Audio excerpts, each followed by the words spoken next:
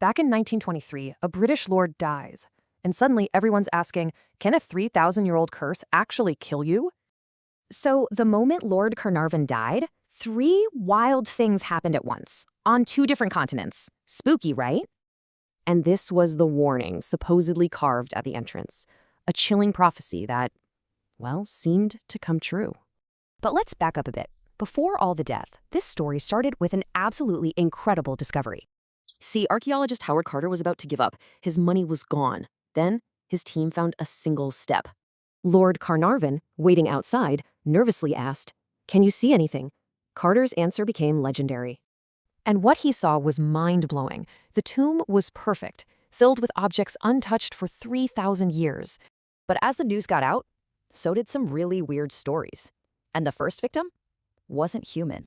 A cobra, the pharaoh's symbol, got into Carter's house and ate his pet canary. Locals said it was an omen. And soon, a pattern started. In just a few years, 22 people connected to the tomb mysteriously died. You had financiers, relatives, even scientists, all meeting strange ends.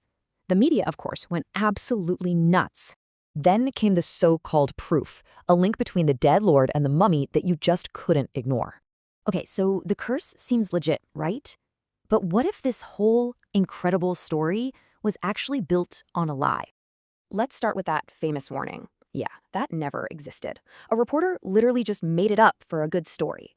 And those other spooky coincidences, they all kind of fall apart when you look closer. The facts just don't line up. Plus, scientists found a pretty good natural explanation, a toxic fungus in the tomb that can make you really sick. So a study actually dug into the numbers. And guess what? People exposed to the tomb didn't die young at all. In fact, here's the crazy part. The cursed group, on average, actually lived a little bit longer. But you want the real proof? Look at the people who should have died first. They lived on for decades. For 16 years after opening the tomb, Carter himself was the best argument against his own so-called curse. So in the end, the curse wasn't about death. It was the myth that made a forgotten king live forever.